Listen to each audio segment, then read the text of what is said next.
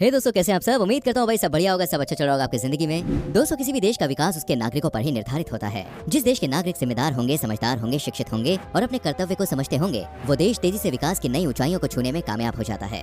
पिछले 70 सालों के इतिहास पर नजर डाली जाए तो जिन देशों ने अपने भीतर एजुकेशन सिस्टम को अच्छे से विकसित किया है और लोगों को शिक्षित करने पर जोर दिया है, वही देश आज पूरी दुनिया में सबसे ज्यादा मजबूत और शक्तिशाली बने हुए हैं। मॉडर्न साइंस और टेक्नोलॉजी को देश में इंट्रोड्यूस कराने के लिए भी नागरिकों का शिक्षित होना अत्यंत ही आवश्यक है। यूँ तो सभी देश चाहते हैं कि उनके देश में रहने वाले नागरिक अच्छी से अच्छी शिक्षा ग्रहण करें और पूरी दुनिया में अपने देश का नाम रोशन करें, लेकिन बहुत कम देश अपनी शिक्षा प्रणाली को मजबूत बनाने में कामयाब हो पाते हैं। आज की इस वीडियो में हम आपको दुनिया के 10 सबसे पढ़े लिखे और शिक्षित देशों के बारे में बताएंगे। ये सूची हमने OECD के डेटा के अनुसार तैयार की है, जिसमें देश की कुल जनसंख्या में से औसतन कितने लोगों ने ग्रेजुएशन या उससे ज्यादा की पढ़ाई की हुई है, इस पैमाने पर हमने ये वीडियो बनाई है। आज की वीडियो दोस्तों काफी ज्यादा इंटरेस्टिंग होने वाली है। आप इस वीडियो में एंड तक हमारे संग बने रहें। कनाडा।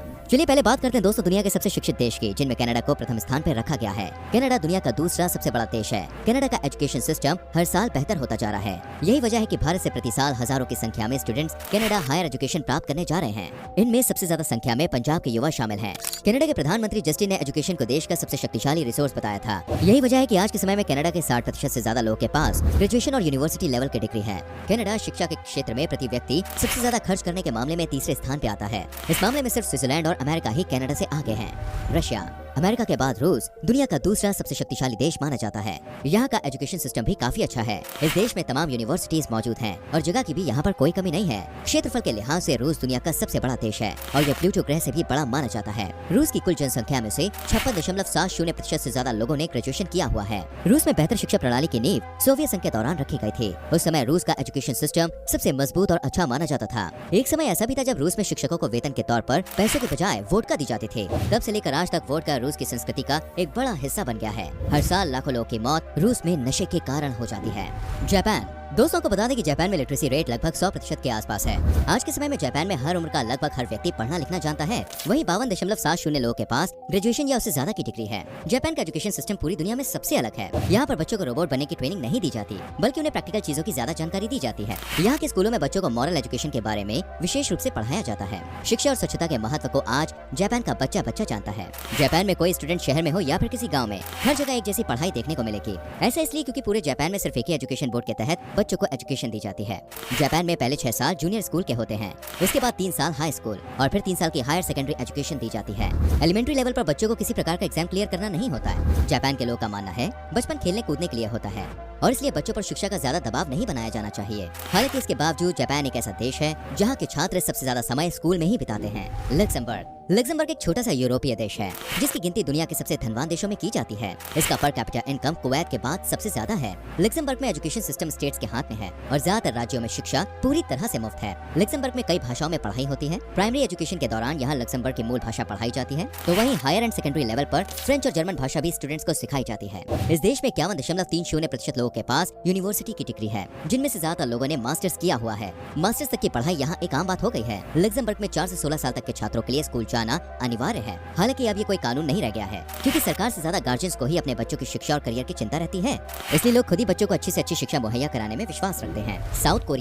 साउथ कोरिया भी शिक्षा व्यवस्था के मामले में आज शीर्ष देशों में गिना जाता है। कोरियन वॉर के बाद नॉर्थ कोरिया और साउथ कोरिया अलग हो गए थे। इसके बाद साउथ कोरिया ने विकास की वो गाथा लिखी जो आज इतिहास के पन्नों में सुनहरे अक्षरों में अंकित है। बहुत कम समय में ही साउथ कोरिया ने पूरी दुनिया में अपनी एक अलग पहचान बना ली है। आज साउथ कोरिया के प्रोडक्ट्स सबसे अच्छे माने जाते हैं। सैमसंग, LG, Hyundai और किया मोटर्स जैसी न जाने कितनी कंपनीज पूरी दुनिया में व्यापार कर रही है। साथ ही यहाँ की कॉस्मेटिक्स इंडस्ट्री भी काफी बड़ी है। साउथ कोरिया को आज कॉस्मेटिक कैपिटल के नाम से जाना जाता है। साउथ कोरिया में 50.70% लोगों के पास ग्रेजुएशन की डिग्री मौजूद है, यानी 100 में से 51 लोग साउथ कोरिया में शिक्षित हैं। इसी वजह से यह देश टेक्नोलॉजी के मामले में इतना आगे बढ़ गया है। आज साउथ कोरिया के पास इतनी टेक्नोलॉजी और संसाधन उपलब्ध हैं कि वो हर चुनौती का सामना करने के लिए पूरी तरह से तैयार है।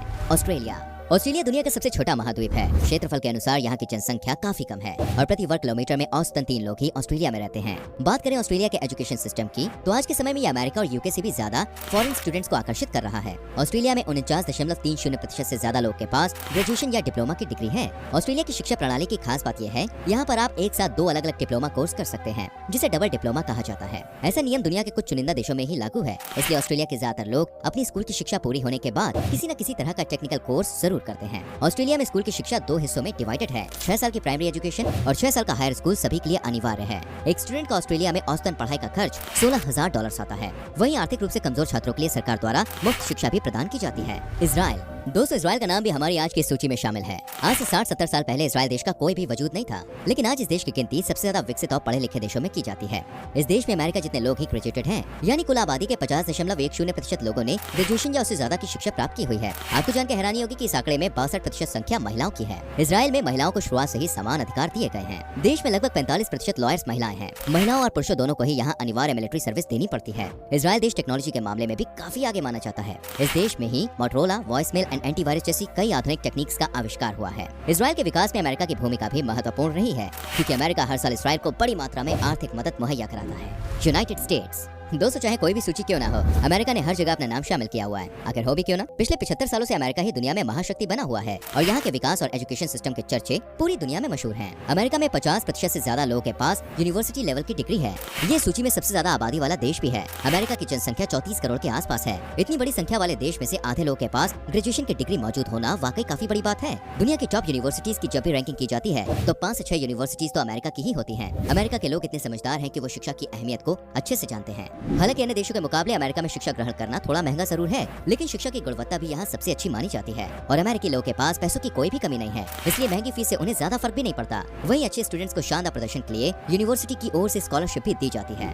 आयरलैंड चलिए बात करते हैं यूरोप के एक बेहद ही खूबसूरत देश आयरलैंड के बारे में। आयरलैंड के एजुकेशन सिस्टम के तहत देश के नागरिकों के लिए शिक्षा व्यवस्था पूरी तरह से मुफ्त है। यहाँ 3 साल की सेकेंडरी एजुकेशन प्राप्त करना अनिवार्य है, लेकिन आयरलैंड के लोग यहाँ नहीं रुकते। आयरलैंड में 49.50% लोग पोस्ट ग्रेजुएट या उससे ज्यादा की पढ़ाई करते हैं। साथ ही यहाँ जूनियर सर्टिफिकेट प्राप्त करने के लिए एक एग्जाम देना भी अनिवार्य है। आयरलैंड देश की गिनती आज भले ही सबसे शिक्षित देशों में की जाती हो, लेकिन एक समय ऐसा था जब आयरलैंड के लोगों की सोच काफी पिछड़ी मानी जाती थी। लेकिन आज इस देश की शिक्षा व्यवस्था काफी मजबूत हो गई है। विदेशी नागरिकों और स्टूडेंट्स के लिए आयरलैंड में शिक्षा मुफ्त ही है, लेकिन उन्हें हर साल ट्यूशन फीस देनी ही पड़ती है। यूनाइटेड किंगडम यूके के अंदर 4 देश आते हैं, Scotland, England, Wales and the northern islands. इन चारों ही देशों में शिक्षा व्यवस्था बहुत अच्छी है। हर साल भारत से भी बड़ी संख्या में लोग यूके हायर एजुकेशन प्राप्त करने के लिए जाते हैं।